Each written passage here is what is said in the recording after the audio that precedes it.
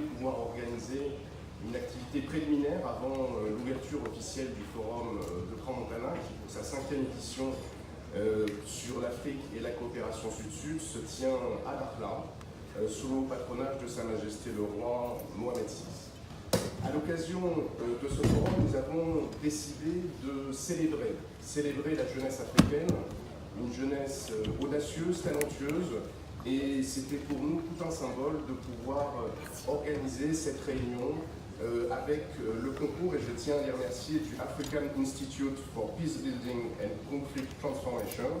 Je salue ici la présence parmi nous de M. Ahmed Gain, qui est le président de cette association et qui a piloté l'organisation de ce rendez-vous. Je tiens également à saluer la présence parmi nous de M. Souleymane Sidibé, qui est le secrétaire général du Pan-African Youth Union, qui a également beaucoup contribué à l'organisation de ces débats. Je crois qu'aujourd'hui, il y a plus de 30 associations de jeunes, essentiellement d'organisations africaines. Nous avons également des représentants d'Amérique du Nord, d'Europe, et c'est un grand plaisir de vous accueillir ici à Dakhla aujourd'hui. Avant d'entrer dans le vif du sujet, je tenais à ce que nous puissions rendre hommage. Il y a 2 ans, ici, nous accueillons un jeune très talentueux qui était le président du African Youth Diaspora Forum. Il devait être parmi nous aujourd'hui. Nous devions d'ailleurs l'accueillir officiellement dans la communauté des jeunes leaders. Et malheureusement, il a dû être dédié, que nous puissions lui rendre cet hommage et nos pensées vont à toute sa famille.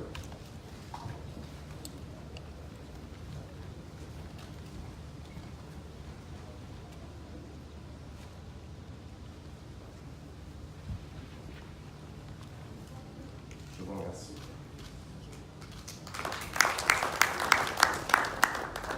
Avant de donner la parole à Monsieur le Président, je voulais vous dire que cette session, comme je l'ai dit, va être très axée sur les questions et les grands défis qu'ont à relever les jeunes en Afrique et partout aux 4 coins du monde.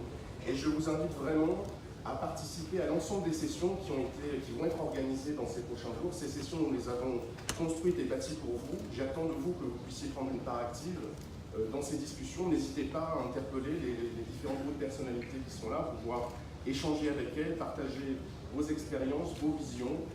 Nous sommes très heureux de pouvoir, à l'occasion de ce forum, permettre ces rencontres, offrir une plateforme justement de dialogue où peuvent se construire des solutions nouvelles, des solutions innovantes, et surtout ne soyez pas timides, allez à la rencontre de toutes ces personnalités. Toute notre équipe est également à votre disposition pour pouvoir vous accompagner au cours de ces quelques jours. Et je profite de votre présence ici pour vous rappeler que le Forum de Crans-Montana, il y a 10 ans maintenant, a lancé une grande initiative pour soutenir la jeunesse africaine, nous appelons ça les nouveaux leaders du futur. Je sais que certains d'entre eux sont parmi nous aujourd'hui. Certains d'entre vous, d'ailleurs, vont être officiellement nommés à l'occasion de la cérémonie de clôture de ce forum. Et je vous invite à prendre contact avec nous pour que nous puissions élargir le cercle, élargir cette famille des nouveaux leaders. Il y a tout un processus de nomination, on aura l'occasion d'en reparler personnellement avec chacun d'entre vous. Mais en tout cas, sachez que les portes du Forum de Crans-Montana sont grandes ouvertes et je compte sur vous pour nous accompagner, pour que nous puissions aussi vous accompagner et que ensemble nous puissions bâtir un monde plus humain et plus juste. Voilà, je vous remercie. Je laisse immédiatement la parole à Monsieur le Président qui va animer ces débats. Je remercie encore une fois Monsieur le Secrétaire Général. Et je crois que M. Diop va pouvoir assurer la modération de ces débats. Je tiens également à le remercier. Merci beaucoup, M. le Président du Forum Crans-Montana. Tout d'abord, je tiens à souhaiter la bienvenue à toutes les délégations. Comme vous le savez, l'Afrique, la jeunesse africaine est très bien représentée ici. Nous avons la présence des CNJ, Conseils nationaux de jeunesse. Nous avons aussi les organisations de jeunesse africaines. Nous avons aussi la diaspora. Monsieur le Président du Forum, vous avez compris que la jeunesse africaine représentent plus de 70% de la population. Et si ces 70% de la population ne participent pas à la consolidation de la paix, on ne peut pas parler de sécurité et paix ici en Afrique. Donc, je vais donner la parole à Monsieur le Président de l'Institut africain de consolidation de la paix et de la transformation des conflits. Monsieur Dieng, vous avez la parole pour votre mot d'ouverture. Thank you, Mr. President. I'd like first to, I will speak in English. I know I'm a minority in this organization, but I will speak in English. I would like first to welcome all the esteemed personalities and the distinguished guests, together with the youth with us today, representing the 5 regions of our country. There are national youth councils. There's also the Pan-African Youth Union. The PANCOP is the Pan-African Youth Network for the Culture of Peace. We have also the African diaspora in Europe being represented in this African Youth Forum, which is a side event to the Crans-Montana Forum. The diaspora is represented by those who could make it to attend with us, although we are organizing this event in a very special context. As you know, as evoked by Mr. President Karen, it brought real sadness to our hearts, all the African youth, for the loss of an inspiring fellow and leader, Karim Safi, who was one of the victims in the aircraft, the ill-fated aircraft crashed in Ethiopia a few days ago. Karim Safi, we pay special tribute to him. He was a member of different youth networks. He was a dear friend to IPEC, our institute, and we commit ourselves to more work with his spirit with us all the time. So also I would like to thank Morocco, the host country, my country, for hosting this event, the Crans-Montana Forum, for the 5th time, and for giving us the opportunity to bring the voice of youth to this platform, international platform of exchange, with very important personalities taking part in it. And the big goal of this event, as I said, is to bring the voice of youth to this event. I would like just to give you a few ideas about our institute. African Institute for Peace, Building and Conflict Transformation. It is a newly created think tank. It is based in Rabat, and we cover 2 main areas. We are more in research on peace and security in Africa, and also we organize training, specialized training in transforming conflicts and in peace building. The last training workshop organized in Rwanda, and the last high-level policy dialogue we could organize was in Marrakesh on migration, peace and security, as a prelude to the UN conference on migration. As you know, youth are both victims and the fuel of conflicts, of insecurity. And one of the factors is that youth are being so far excluded from policy-making processes, from decision-making bodies. They are not able to voice out their aspirations as well as their anxieties. Our role in IPEC, together with our partners, is to give a voice to youth. We need to have youth-oriented policies that are not reductionist, that youth policies that do not reduce youth to sports only. And you know, most of the ministries, youth ministries in the continent are linked to the sport, to sports, although the youth issues are in different areas of interest. I think also that states should enhance inclusive representation of youth in institutions. We expect as a main outcome of our activity the Dakhla Declaration on harnessing the youth potential for a peaceful and secure Africa, this declaration will be addressed to the governments of the continent, the continental organizations like the AU, together with the regional mechanisms, and other stakeholders.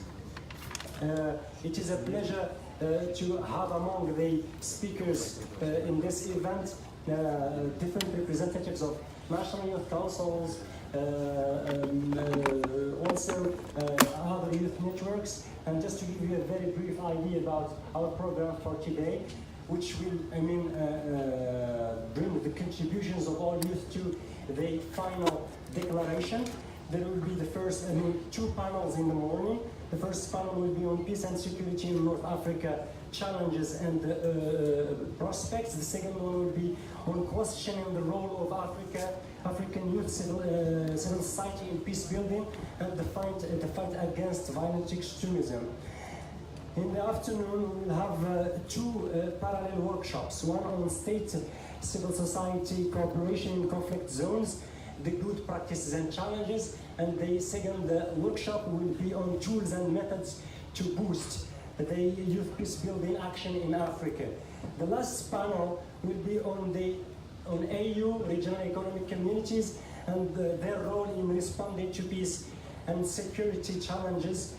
And we finish by a concluding session, which of course will introduce the final, the Dakhla Declaration on harnessing youth potential for a peaceful and secure Africa. Again, I would like to thank you for being with us today, and I look forward to the very rich and rewarding discussions and deliberations throughout this day. Thank you.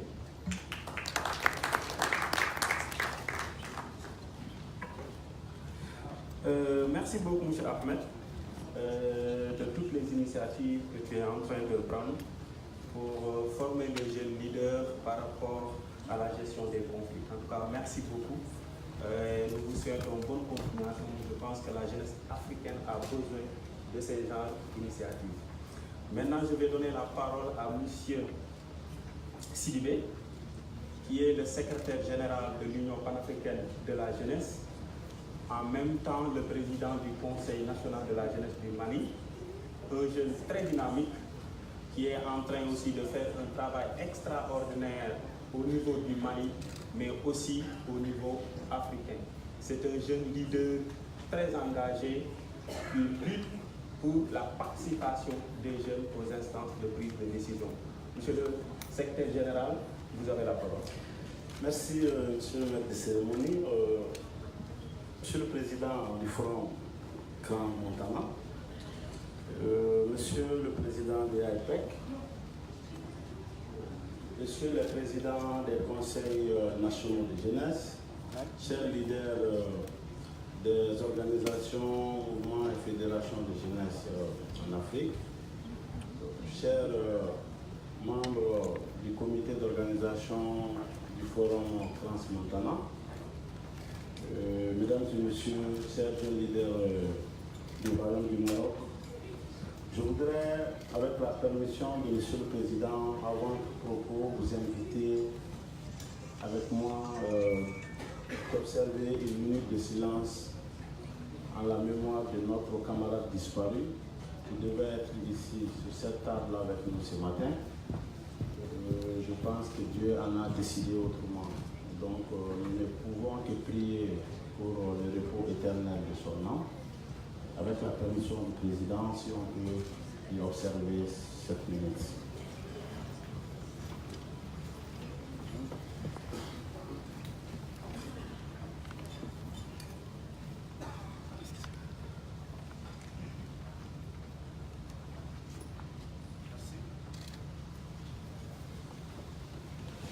Monsieur le Président, je voudrais commencer par vous remercier. Vous remercier de l'importance que vous accordez à la jeunesse de façon globale et de façon particulière à celle de notre continent. Je pense que le Forum Trans-Montana est une activité mondiale qui regroupe l'ensemble des leaders de tous les horizons permettre à cette jeunesse de s'exprimer, de participer à chaque édition, créer un cadre de coaching des leaders du futur, je pense que témoigne votre fort engagement et votre conviction personnelle, vous et vos collègues, à pouvoir aider la jeunesse dans sa conquête perpétuelle d'être un acteur du changement. Je voudrais vous remercier pour cela.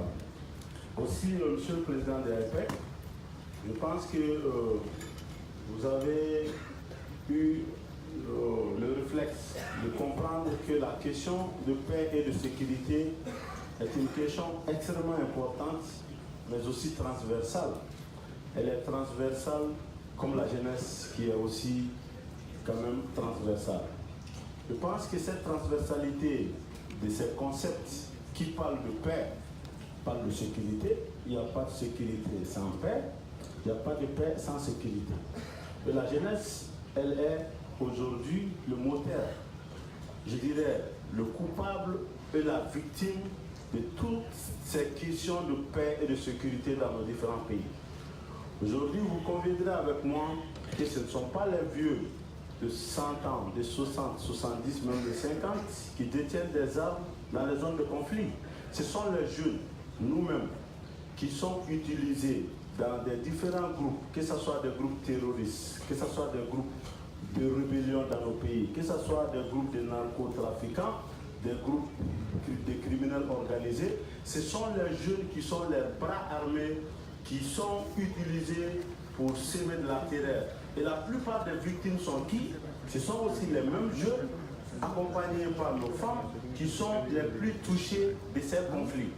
Donc c'est ce qui fait que la jeunesse est l'acteur essentiel des questions de paix et de sécurité. Donc aujourd'hui, la thématique qui nous amène cet avant-midi, voudrais tout simplement vous dire qu'il est extrêmement important que nous réfléchissions ensemble. Quel peut être notre rôle aujourd'hui pour pouvoir stabiliser notre continent, pour pouvoir consolider la paix, pour pouvoir contribuer à la sécurité humaine. C'est là qu'il faut qu'on en discute. Parce que la sécurité humaine dans beaucoup de pays, elle est menacée. Nous vivons dans une paix négative dans nos différents pays. La paix négative n'est d'autre chose que quand les institutions sont stables, quand les politiques continuent, mais les individus, ils sont en perpétuelle inquiétude permanente dans leur foyer. Donc nous avons besoin d'une paix positive qui va avec la sécurité humaine. Donc aujourd'hui, cette paix ne peut être possible que tant que la jeunesse elle-même ne se donne pas. C'est pourquoi je voudrais vous inviter ici, chers jeunes leaders, à contribuer dans les différentes thématiques qui vont nous aider à avoir des résolutions qui peuvent être non seulement soutenues par le Crans-Montana, mais qui peuvent aussi être soutenues dans nos différents pays par nos conseils nationaux et par nos gouvernements. Je souhaite plein de travaux à l'ensemble des participants. Les panélistes que j'ai vus sur la note sont aussi des jeunes. C'est là aussi extrêmement important que vous compreniez le choix des jeunes leaders pour animer des panels. Parce que nul ne peut être expert sur les questions de jeunesse que les jeunes eux-mêmes. Il faut que nos gouvernants comprennent aussi cela. Personne ne peut être expert sur la question marocaine que les Marocains. Les Marocains sont d'abord censés connaître leurs problèmes. Ils sont censés connaître la solution à leurs problèmes. C'est comme si un médecin qui veut diagnostiquer un malade sans pouvoir l'interviewer comprend ce qu'il a. C'est ça notre problème aujourd'hui avec nos gouvernants. Les gens pensent que ce sont des jeunes, ils ne sont pas encore matures, il y a des experts sur les jeunes qui réfléchissent en lieu et place des jeunes et qui décident au nom des jeunes. Et aujourd'hui, on est conscient que tout ce qui s'est fait pour nous, contre nous, disons, tout ce qui s'est fait pour nous, sans nous, se fait contre nous. Donc aujourd'hui, il faut que les jeunes comprennent cela. C'est pourquoi ceux qui sont ici, vous êtes des experts. Nous n'avons pas besoin d'un expert de doctorat, un professeur. Nous avons juste besoin d'un jeune qui puisse nous dire ce qu'il vit, ce qu'il est en train de vivre et ce qu'il veut. Et ce sont ces documents originaux, propres de nos réflexions, qui vont être dans la déclaration. Je vous remercie. Merci beaucoup, monsieur le secrétaire général. Je pense qu'on va...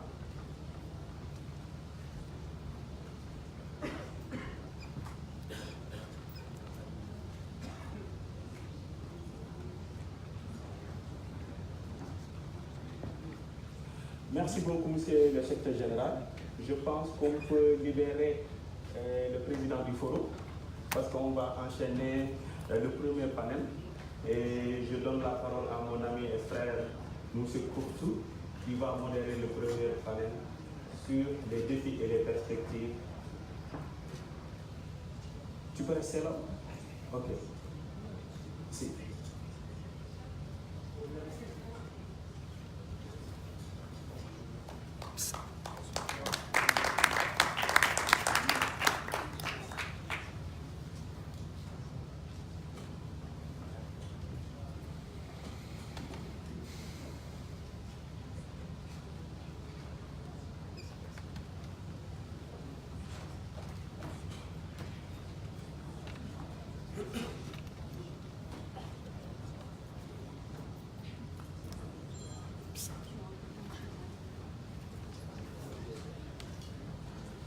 Ok, merci beaucoup.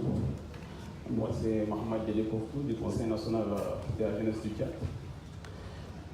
Tout d'abord, je tiens à remercier